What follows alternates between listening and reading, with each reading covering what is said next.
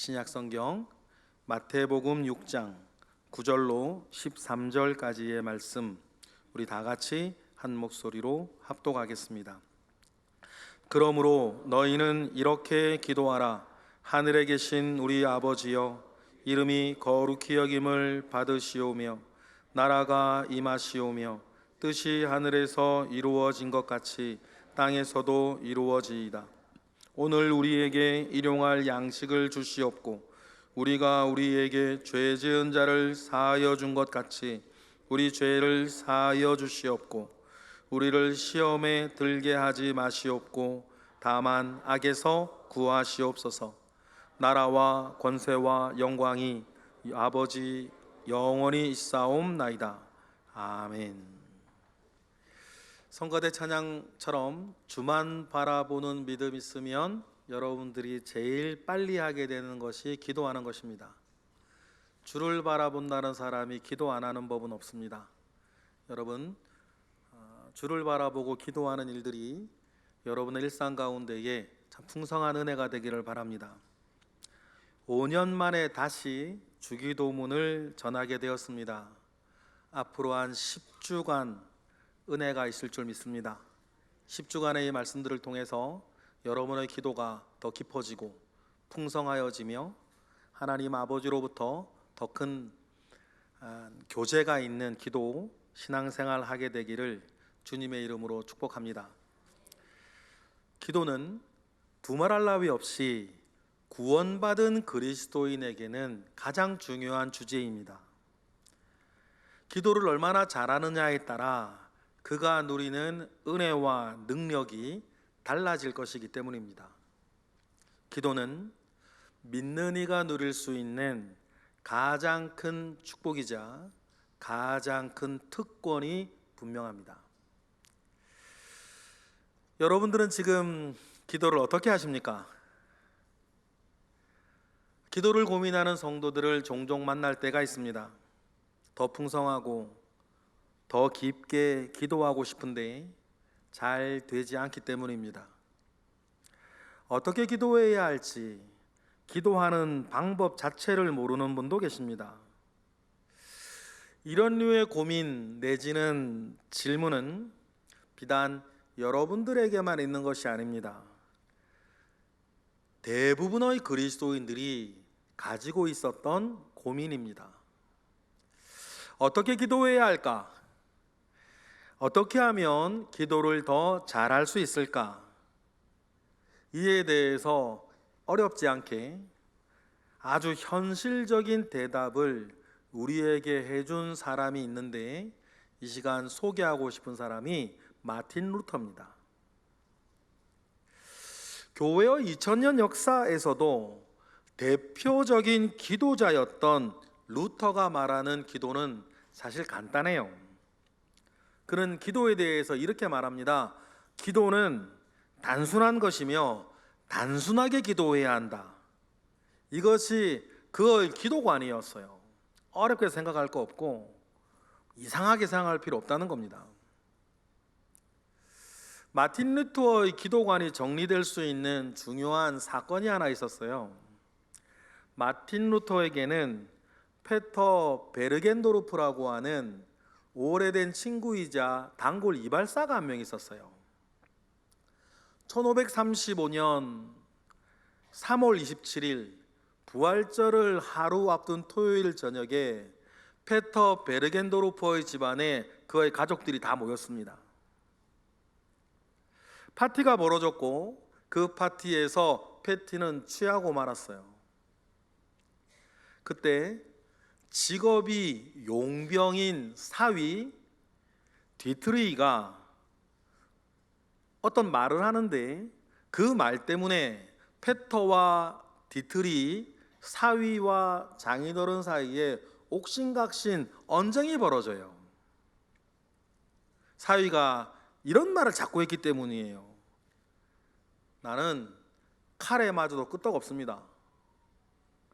그래서 수많은 전투에 참여했지만 아무 탈 없이 살아서 돌아올 수 있었습니다. 그렇게 허풍을 떨었기 때문입니다. 술에 취한 페터는 센 척하는 사위가 볼성 살아왔나 봐요. 그래서 겁주려고 한마디 하죠. 그럼 보여줘봐. 그런데 이 사위도 지지 않을세라 시험해보라고 가슴을 내밀어요. 그래서 패턴은 사위를 칼로 찔러요. 그리고 그 자리에 사위가 죽습니다. 이 일로 패턴은 재판을 받았고 집과 재산과 시민권까지 다 잃어버렸어요. 원래 사형이 떨어져야 되는 건데 루터의 간청과 여러 사람의 도움으로 사형은 겨우 면하고 유배지로 추방령을 받습니다. 어이없이 죄인이 되고 졸지에 모든 것을 잃고 귀양을 간 이 노인에게는 위로가 필요했어요. 패턴은 생각했습니다. 사람을 죽인, 그것도 사위를 죽인 자신이 여전히 하나님의 자녀일까? 두려워했어요. 불안해했습니다. 그래서 그가 알고 있는 최고의 목회자이자 자기 친구인 루터에게 도움을 청해요. 어떻게 하겠냐고, 내가 앞으로 어떻게 살아야겠냐고 도움을 청합니다. 그때 루터가 패터에게 제안한 것이 하나님께 이제부터는 진정으로 기도하며 살라는 것이었어요. 근데 문제가 하나 있었는데 이 패터가 기도할 줄 몰랐다는 거예요. 어떻게 기도를 해야 될지 전혀 몰랐어요. 여태까지 패터에게는 미사 때 읽는 기도문, 그거 읽는 거 외에는 기도를 단 한 번도 스스로 해본 적이 없었어요. 그래서 패터는 루터에게 기도가 뭐고 기도는 어떻게 하는 것인지 진지하게 물어요. 기도의 사람이기도 했던 마틴 루터는 자기가 기도하는 법, 자기의 기도하는 양식을 아주 쉽고 간단하게 이 패터에게 가르쳐 주기로 마음먹습니다. 그래서 패터에게 기도하는 법을 가르치는 편지 몇 장을 보내게 되는데 이 편지가 걸작이에요. 특히 기도와 기도하는 방법을 궁금해하는 모든 사람들에게 교회 역사상 가장 확실하고 쉽고 훌륭하게 기도는 이렇게 하는 것이다 라고 하는 가이드가 됐어요. 몇 장의 편지였으니 이 작은 소책자가 우리말로도 번역이 됐는데 관심 있으신 분은 나중에 사서 보세요. 제목이 이거예요. 마틴 루터의 단순한 기도라고 하는 작은 책이에요. 이때 루터 자신도 그렇게 기도했고 패터에게 가르쳐준 기도의 방법이 뭐였냐면 주기도문을 따라 기도하는 것이었어요. 단순하게 주기도문을 반복해서 외우는 것도 포함이 되지만 그보다 무엇이었냐면 주기도문 한 문장을 외우고 그 문장에 자기 기도를 계속 얹어 나가는 것이었어요. 다음 주기도문 문장을 하나 외우고 그 기도 주기도문에 관련된 자기의 기도점을 계속 얹어 나가는 것이었죠. 루터는 매일 이렇게 기도했거든요. 여러분, 무엇보다도 주기도문은 가장 좋은 기도고 주기도문을 따라 기도하는 것은 가장 좋은 기도 방법이에요. 왜냐하면 주기도문은 우리 주님이 너희는 이렇게 기도하라고 바로 가르쳐 준 기도이기 때문이에요. 그래서 예나 지금이나 기도에 대한 말씀을 나눌 때에 우리가 가장 소중하게 여겨야 하는 것이 주기도문이에요. 앞으로 우리가 가질 약 10번가량의 이 시간이 우리 모두의 기도를 지금보다 더 풍성하게 하고 우리 모두의 기도를 지금보다 더 깊게 하고 지금보다 더 하나님과 친밀한 교제가 되는 기도로 만들어가는 하나님이 주시는 좋은 기회가 될 줄로 믿습니다. 먼저 주기도문은 다음과 같은 배경에서 나오지 않았습니까? 일단 예수님의 제자들도 기도에 대한 고민이 있었습니다. 그도 그럴 것이, 그들이 늘 가까이서 지켜보는 예수님은 늘 기도하는 분이셨고, 그때마다 들리는 예수님의 깊고 풍성한 기도, 하나님과의 친밀한 교제가 있는 그 내용들에 제자들은 감동을 받았어요. 반면에 그에 비하여 자기들의 기도는 빈약하기 짝이 없고 척박한 기도라고 느꼈을 거예요. 여러분, 이런 것이 느껴지면 오히려 감사한 일입니다. 왜냐하면 이와 같은 거룩한 불만은 나의 영이 살아있다는 뜻이고, 내가 더 나아지기를 원하는 열정과 바람을 그 사람은 가지고 있다는 뜻이거든요. 기도에 갈급했던 제자들이 예수님께 묻습니다. 똑같은 내용이지만 누가복음의 내용으로 읽어볼게요. 11장 1절 다 같이 시작. 예수께서 한 곳에서 기도하시고 마치심에 제자 중 하나가 여짜오되 주여, 요한이 자기 제자들에게 기도를 가르친 것 같이 우리에게도 가르쳐 주옵소서. 그렇게 제자들이 물어요. 제자의 질문에 주님이 대답하신 것이 뭐였다고요? 주기도문이었어요. 이처럼 좋은 질문은 자기에게도 다른 사람에게도 복이 됩니다. 여러분, 좋은 질문을 늘 가지고 사시는 게 좋아요. 주기도문은 기도에 열심이셨던 예수님의 기도의 내용이고 예수님의 기도법이었어요. 예수님은 성경 곳곳에 이렇게 나옵니다. 새벽 미병에 일어나 기도하셨다. 한적한 곳을 찾아 기도하셨다. 금식하며 기도하셨다. 밤이 맞도록 기도하셨다. 습관을 쫓아 기도하셨다. 다 성경에 나오는 말입니다. 성경은 구구절절 늘 예수님은 그와 같이 기도하셨던 분으로 우리에게 소개를 합니다. 다시 한번, 이때 주님이 드렸던 기도의 골자가, 그 내용이 주기도문에 총 망라되어 있고 요약되어져 있습니다.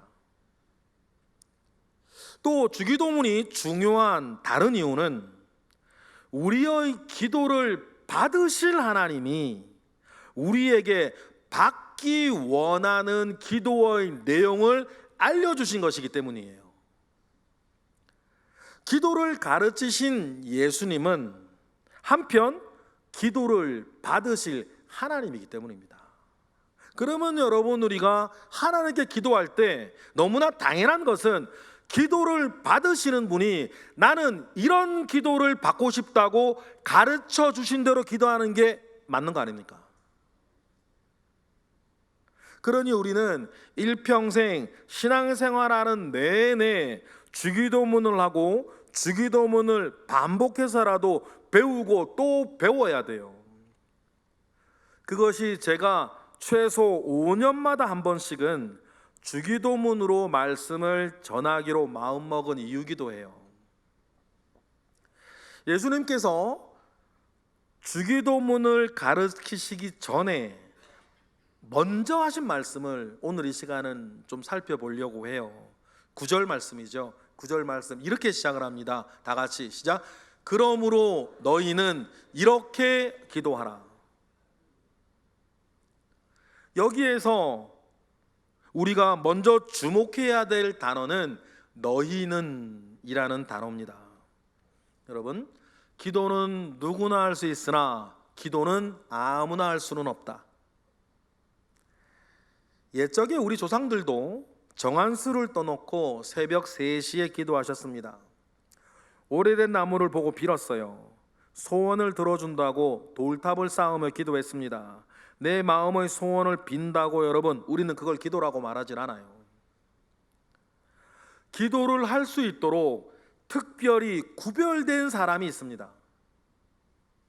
육으로 나지 않고 하나님의 뜻으로 다시 태어난 사람들이 있어요. 그들에게만 하나님의 자녀가 되는 권세가 있다고 했습니다. 우리 요한복음 1장 12절 13절 읽어보겠습니다. 다 같이 시작. 영접하는 자 곧 그 이름을 믿는 자들에게는 하나님의 자녀가 되는 권세를 주셨으니 이는 혈통으로나 육정으로나 사람의 뜻으로 나지 아니하고 오직 하나님께로부터 다시 태어난 사람들이 있단 말이에요. 하나님의 자녀가 되는 권세, 하나님의 자녀들만이 가진 권세가 있습니다. 이 권세를 가지고 있는 사람들을 예수님은 너희는 이라고 따로 구별해서 지금 말씀하시고 계세요. 누굽니까? 바로 여러분들이에요. 여기에 계신 분들은 하나님의 자녀가 되는 권세를 이미 받으셨습니다. 여러분은 하나님의 자녀예요.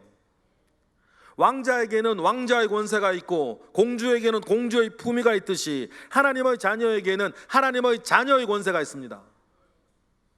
그 권세 중에서 가장 실용적인 권세가 뭐냐면 기도할 수 있는 권세예요. 다른 사람들은요, 막연하게 하늘 보고 빌고 나무 보고 빌고 바위 보고 빌고 별 보고 빕니다.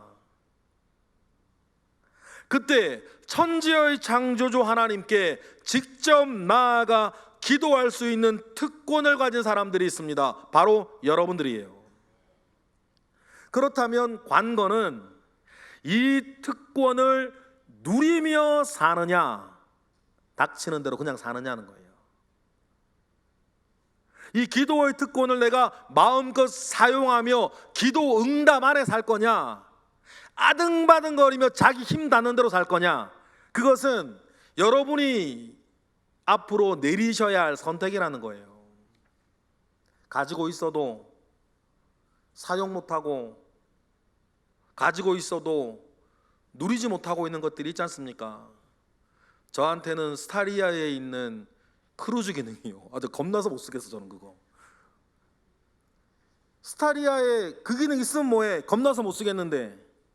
그런데 그거는 쓰나 안 쓰나 아무 지장이 없는데 기도의 특권은 다르단 말이에요. 하나님께서 하나님의 자녀에게 주신 이 놀라운 특권을, 기도하는 특권을 누리며 사는 사람, 더 잘 누리며 사는 사람이 있고, 마치 없는 것처럼 사는 하나님의 자녀도 있고, 덜 누리며 사는 사람, 하나님의 자녀도 있다는 말이죠. 여러분, 다시 한번 생각하면 기도는 기독교의 전유물이 아닙니다. 모든 종교도 나름대로의 기도를 가지고 있어요. 하지만 기독교가 말하는 기도와 다른 종교가 말하는 기도는 본질적으로 다릅니다. 뭐가 다른지 제가 좀 설명을 해드리고 싶어요. 다른 모든 종교에서 말하는 기도는 출발이 사람의 욕망이나 공포에서 비롯됩니다. 하지만 기독교에서 가르치는 기도는 사람의 동기에서 출발하는 것이 아니라 여러분의 상황과 이어진 하나님에 대한 알므로 기도가 출발합니다. 기도라 불리는 다른 것들은 자기가 필요해서 이어지는 막연한 소원 소리들이에요. 기도의 대상과 기도하는 사람 사이에 뚜렷한 관계가, 뚜렷한 사랑의 관계가 서로 간에 없어요. 다른 종교 가만히 생각해 보세요. 예를 들어서 물 떠놓고 오래된 나무 아래에서 비는 아낙네가 있습니다. 그에게는 아들병 낫기를 바라는 애절한 마음은 있고 집 나간 남편 돌아오기를 바라는 간절한 소원은 있을지라도 그 나무와 그 아낙네는 관계없어요. 그 나무의 뜻, 그 나무의 계획에는 관심이 없습니다. 그 나무를 사랑하지도 않아요. 예를 들어 그 아낙네가 다른 영험한 바위가 있다는 소리를 어디서 듣기만 하면 조금도 주저하지 않고 괴상하게 생긴 그 바위에 가가지고 돌 주며 정성껏 기도할 거 아닙니까?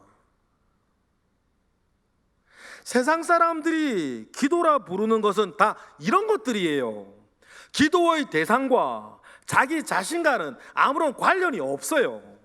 그저 자기가 이루고 싶은 목표만 있는 거 아닙니까? 그러나 여러분, 우리의 기도는 출발부터가 다릅니다. 우리의 기도는 하나님이 나에게 어떤 분이신가에 대한 그 알에서 나와요. 나의 기도를 들으시는 살아계신 하나님에 대한 구체적인 지식에서 기도가 나옵니다. 그리고 거듭난 그 사람에게 하나님이 나의 아버지가 되시고 나의 아버지로서 나를 사랑하시고 나에게 관심을 가지고 계신다는 구체적인 믿음에서 기도가 시작되어져요. 그 믿음 없이 기도 못합니다. 하나님을 알지 못하고 하나님에 대한 믿음이 없으면 여러분, 내가 골방에서나 교회에서 기도하는 것이 독백이지 그게 무슨 기도예요. 그러나 나의 기도를 들으시고 나를 사랑하시는 하나님을 알 때에 기도는 시작한다는 거예요. 그리고 그런 기도 가운데에, 신앙생활 가운데에 하나님을 점점 더 사랑하게 됩니다. 여러분이 지금 걸어오는 길이에요. 하나님을 점점 더 사랑하게 되고 어느 임계점을 넘어서면 그때부터는 내 소원을 기도하는 게 아니라 하나님의 소원을 내가 기도하는 거예요. 그러니 다른 종교는 최종 목표가 자기 소원 이루는 건데, 기독교에서 말하는 기도의 최종 목표는 내 소원을 이루는 게 아니라 하나님의 뜻을 이루는 거예요.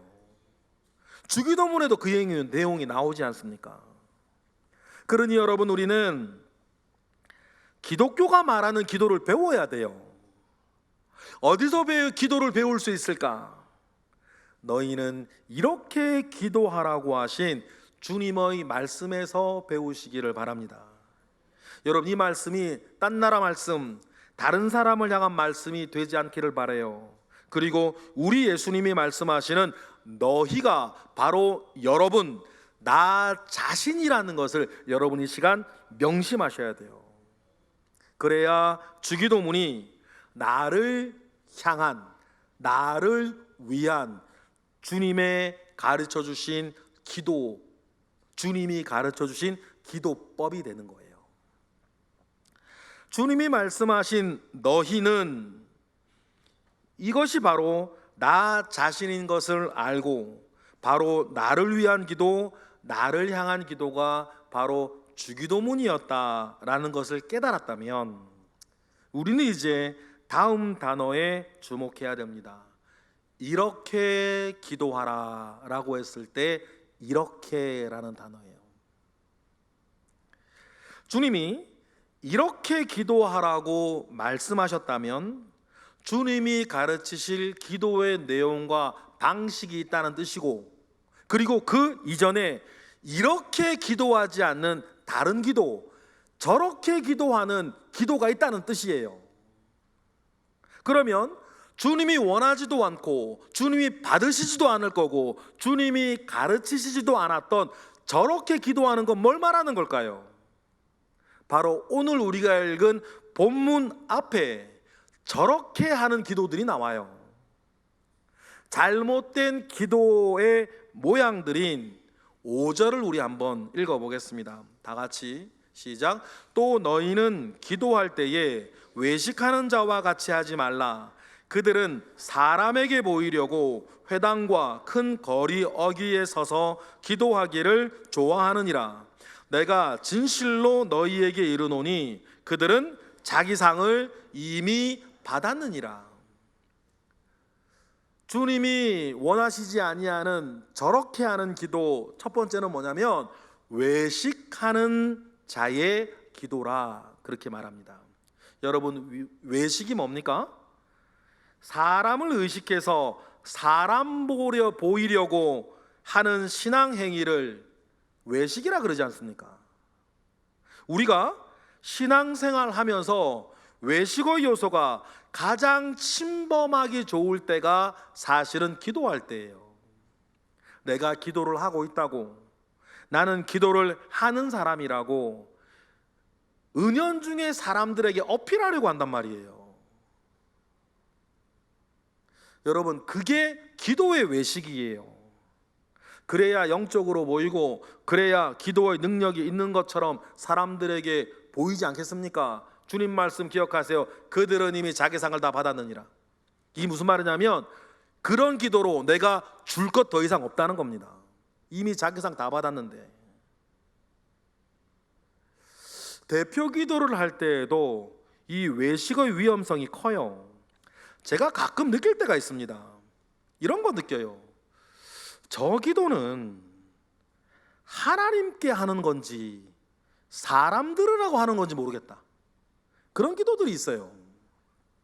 의외로 많아요. 기도인지 설교인지 모르겠고 기도인지 다른 사람 책망하는 건지 모르겠다. 그런 기도들이 있어요. 여러분, 기도의 기본 중에 기본은 기도는 하나님께 올리는 것이지 사람 들으라고 하는 거 아니에요. 설교는 하나님 들으라고 하는 게 아니라 사람 들으라고 하는 게 맞습니다. 그죠? 하나님이 설교 들을 일이 뭐가 있어?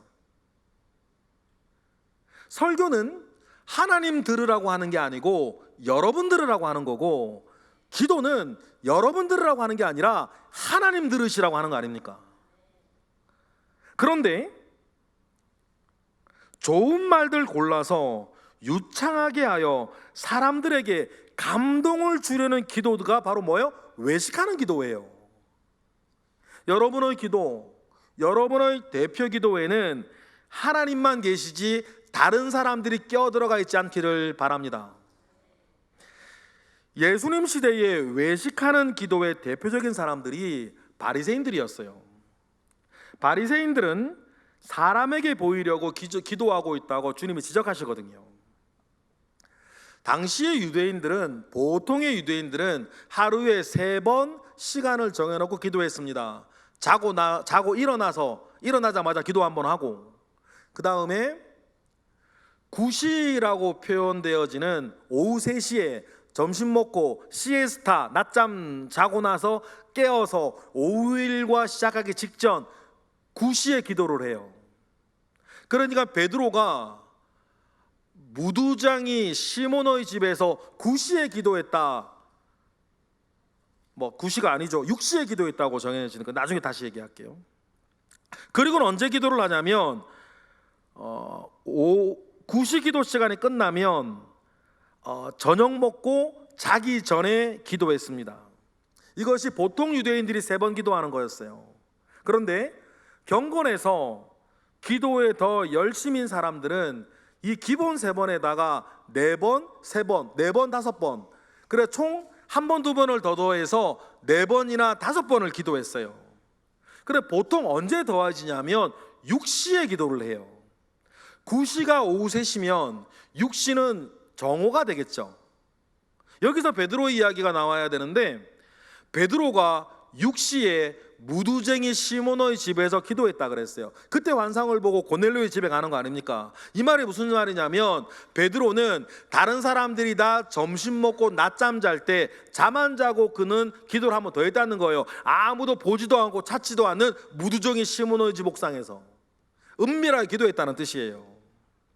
그런데 바리새인들의 기도는 처음부터 은밀함과는 거리가 멀었어요. 사람들 보이려고 하는 기도였다는 거예요. 처음부터 이렇게 되지는 않았을 거예요. 성경의 내용을 종합해 보면 아마 이렇게 흘러갔을 거예요. 상상해 보세요.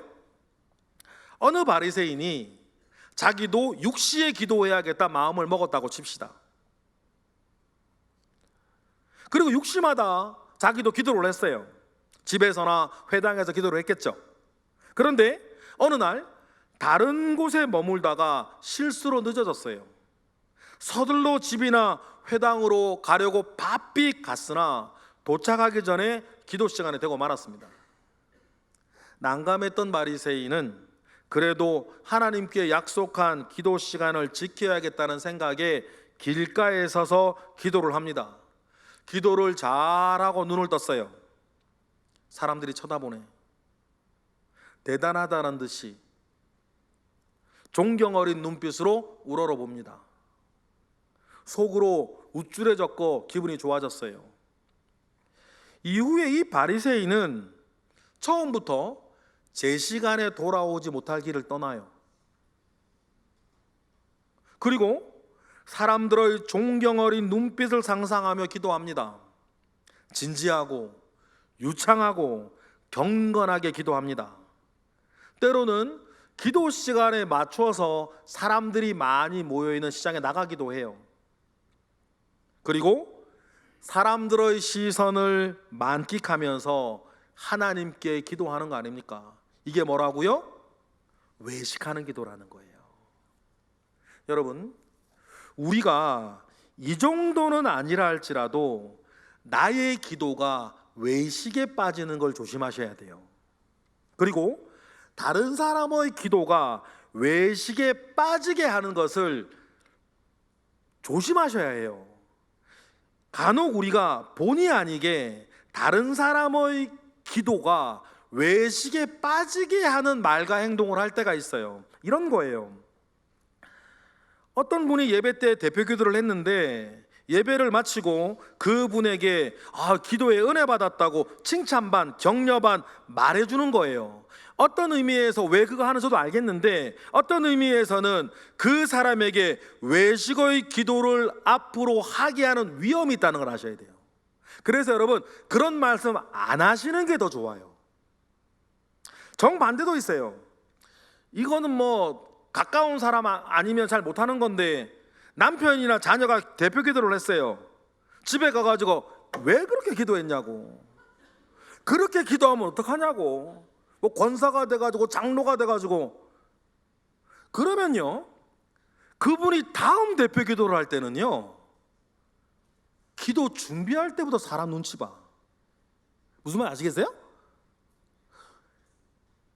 우리 가족이 기도 잘하고 하면 좋지, 그 마음부터가 왜 싫어 아시겠어요? 다시 한번, 기도는 사람 들으라고 하는 게 아니라 하나님 들으시라고 하는 건데, 왜 사람 눈길을 의식하면서 다른 사람 기도하는데 왜 이렇게 기도했느니, 왜 저렇게 기도했느니, 그런 얘기를 자기 사랑으로 하시면 본의 아니게 그 이야기를 듣는 사람은 다음부터는 기도 준비할 때부터 외식하게 돼. 마누라가 뭐라 그럴까? 기도 하나님을 눈치치고 이거 마누라가 보면 뭐라 그러나? 우리 엄마가 보면 뭐라 그러지? 우리 아빠가 내 기도 보고 뭐라 그럴까? 그때부터 외식하는 기도 아닙니까? 여러분, 외식하는 기도 만들어야겠다 작정한 사람 아무도 없어요. 그런데 본의 아니게 그러는 거예요. 여러분, 집에서 다신 그러지 마세요. 그냥 죄송합니다, 이 말만 할게요. 영화 대사, 니나 잘해. 남자분들 훈훈하시나요?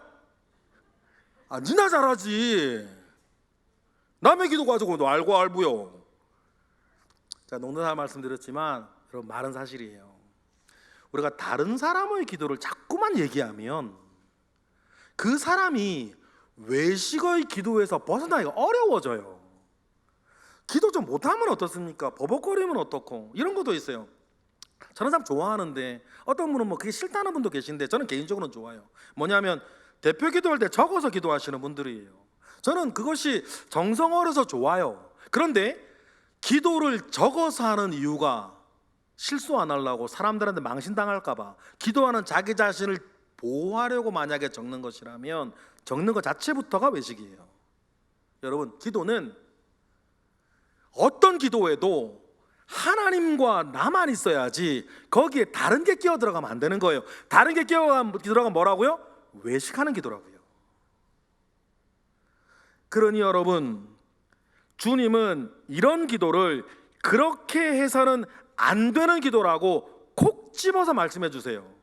그러면 여러분, 말씀대로 교회 생활하시고 말씀대로 신앙생활 하시며 나나 다른 사람이나 외식하는 기도하지 아니하도록 지켜주시고 보호해 주시는 일들이 우리 가운데 있기를 바랍니다. 이 일에 실패하면 그것은 기도를 하더라도 기도가 아니고 기도에 대한 연기를 하는 거예요.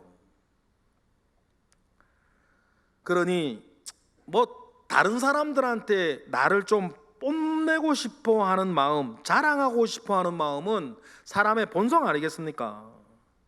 하지만 기도에 대해서만큼은 외식의 기도가 우리의 마음속에 가만히 있어도 잡초처럼 자란단 말이에요. 그때마다 뽑고 뽑아내야 됩니다. 그래야 주님이 원하시는 기도, 하나님이 받으시는 기도를 할 수가 있습니다. 우리가 경계해야 할 저렇게 하는 기도 두 번째가 7절 8절에 나와요. 7절 8절 우리 읽어볼까요? 다 같이 시작. 또 기도할 때에 이방인과 같이 중언부언하지 말라. 그들은 말을 많이 하여야 들으실 줄 생각하느니라. 그러므로 그들을 본받지 말라. 구하기 전에 너희에게 있어야 할 것을 하나님 너희 아버지께서 아시느니라. 할렐루야. 저렇게 하는 기도 두 번째는 중언부언 하는 기도예요. 중언부언이라는 말 자체가 같은 말을 자꾸 반복하는 겁니다. 번역한 바토골리아라고 하는 이 말 자체가 이런 말이에요. 말을 더듬다, 지루하게 제잘거리다, 공연히 말을 반복하다는 말이에요. 그러니 여러분, 이방인은 그렇게 기도한다고 주님이 말씀하세요. 쉽게 이야기하면 이거예요. 우리의 조상들이 정한수를 떠놓고 손을 빌면서 기도할 때 한마디만 합니다. 뭡니까? 비나이다 비나이바만 해요. 다른 거 안 해요. 그게 중언부언하는 게, 이방인은 그렇게 기도한다. 불상 앞에서 저를 3,000번 반복하는 거예요. 이방인은 그렇게 기도한다. 기도의 대상은 모르겠고 지극한 정성만 드리면 된다고 반복합니다. 여러분, 이것이 뭐예요? 이방인의 기도예요. 외식하는 기도도 위험한데 이방인의 기도도 되게 위험하죠. 그들은 모르는 대상을 위해 허공에다가 자기의 지극정성을 쏟아붓고 있으니 얼마나 가련한 사람들입니까? 그런데 중언부언하는 기도는 여러분들 많은 것을 생각할 수 있는데 이런 것도 있어요. 제가 어렸을 때에 어느 기도원을 갔습니다. 그 기도원에는 방언의 은사를 받으려는 사람들이 있었고 방언의 은사를 받게 해주겠다고 하는 중년의 여자 전도사님이 계셨어요. 뜨겁게 찬양하고 큰 소리로 방언을 달라고 외치라고 합니다. 막 하고 있는데 와중에 그 전도사님이 어떤 여자분에게 다가가더니 그 단어를 지금도 못 잊어요. 레로라 하래. 레로리 하래. 레로리가 뭔지 모르겠어. 레로리를 빠르게 계속해서 반복하라는 거예요. 등짝을 치면서 레로리에 하는 거예요. 여러분, 빠르게 한 단어를 반복하면 혀가 꼬이겠지. 혀가 꼬이면 이상한 소리 나겠지. 그게 방언이에요? 그게 무슨 방언이야? 방언 받겠다라고 하는 좋은 소원은 있는데 그 중언부언하는 정신없는 상태에서 혀꼬에서 하는 말이 무슨 방언이에요 그게? 여러분도 아시겠지만 예를 들어 저 같은 경우에도 그 고등학교 3학년 때 방언 달라고 기도해 본 적도 없고 큰 소리로 외친 적도 없는데 하나님이 필요해서 주실 때가 되면 그냥 기도하는데 방언이 나오더라고. 여러분, 만약에 방언이 받고 싶으면 하나님께 제게 방언을 달라고 진실되게 구하시면 돼요. 레로리 할 필요 없어요. 그런 거 등짝 맞아가면서 그걸 왜 해 그걸? 하나님이 원하시면 그리고 그 사람에게 필요하면 믿음의 증거로 주시는 거 아닙니까? 여러분, 우리의 기도는 이런 기도들이 아닙니다. 외식하는 기도나 중언부언하는 기도로는 하나님께 나아갈 수가 없어요. 하나님이 원하시는 기도도 아니고 예수님이 가르치셨던 기도도 아니에요. 주님은 먼저 이 사실을 제자들에게 먼저 가르치시면서 주기도문을 시작하세요. 그리고 이후에 이어지는 주기도문의 내용을 보면 또박또박 질서정연한 내용들이 이어져요. 그리고 우리 아버지 하나님께 전달되기를 원하는 진실한 고백의 뼈대들이 있지 않습니까? 분명히 하늘의 하나님을 향하여서 내 마음과 생각을 전해드리는 기도의 골격이었어요. 그리고는 주기도문도 크게 두 부분으로 나뉩니다. 십계명의 형식과 같아요. 첫 부분은 하나님에 대한 내용입니다. 그래서 하나님 아버지에 대해서, 그 이름에 대해서, 그의 나라에 대해서, 그의 뜻에 대해서 가르칩니다. 두 번째 부분은 사람에 대한 내용입니다. 일용할 양식에 대해서, 죄에 대해서, 용서에 대해서, 시험에 대해서, 유혹에 대해서 가르칩니다. 그리고 그의 나라와 영광 안에 모든 것이 합쳐지는 것으로 기도가 마무리되어져요. 얼마나 논리정연합니까? 여러분, 이제 주기도문 말씀이 이제 10주간 계속 될 거예요. 한 문장 한 문장이 무슨 의미인지 정확하게 이해하시고, 앞으로 여러분 기도하실 때 그 문장 외우시고 그 문장에 덧붙여서 여러분의 삶과 형편과 생각과 마음을 이어 기도하시면 돼요. 그리고 다음 문장으로 넘어가고 혼자 기도하실 때요, 대표 기도할 때 그러시면 안 돼요. 그 너무 길어. 너무 길어요. 그러고 또 다음 문장 하시면서 또 이렇게 여러분의 처지와 생각과 소원을 덧붙여 가셔서 여러분 기도하시면 돼요. 이것이 뭡니까? 너희는 이렇게 기도하라 라고 가르치셨던 주님의 마음인 거예요. 여러분, 앞으로 우리가 가질 10주간의 시간을 통해서 주기도문을 다시 배우시고, 이 주기도문을 통해서 여러분의 기도가 새로워지되 더 깊어지고 더 풍성해지고 하나님과 더 친밀한 교제가 있는 기도가 되시기를 주님의 이름으로 축복합니다. 기도하겠습니다. 할렐루야. 하나님, 감사와 영광을 올려드립니다. 크신 은혜가 우리 가운데에 있습니다. 주여 역사하셔서 주님이 가르쳐 주셨던 그 귀한 기도를 가지고 나의 기도를 다시 점검하고 우리의 기도를 풍성하게 하기를 원하오니 주여 우리의 말씀 가운데에 은혜를 더하여 주시옵소서. 예수 그리스도의 이름으로 감사하며 기도드렸나이다. 아멘.